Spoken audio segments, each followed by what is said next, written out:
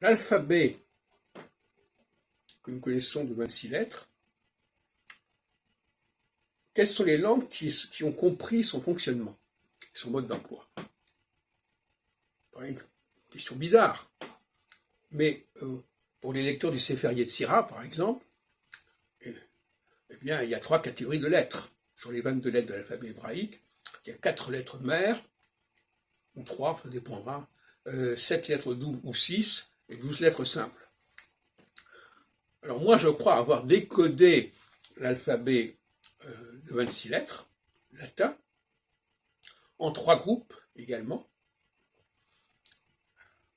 Les voyelles, 6 voyelles, les 10 consonnes qui ont une fonction morphologique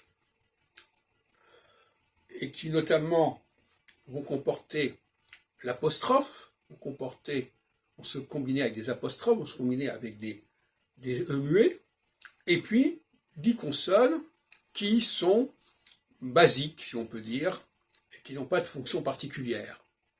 Il ne faut pas confondre ces 3 catégories de lettres, qui n'ont pas le même fonctionnement, qui n'ont pas le même rôle, et qui n'ont pas le même statut. Voilà. Donc voilà ma dernière découverte, si on peut dire. Considérer l'alphabet comme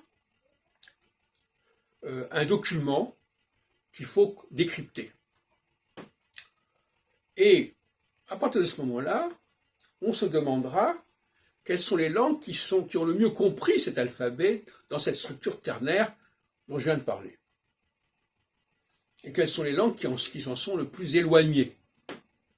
Et à ce moment-là, on verra que le français est une langue qui a très bien compris ce système ternaire, et que d'autres langues, y compris les langues latines, n'ont pas compris. Alors moi, j'établis là une norme,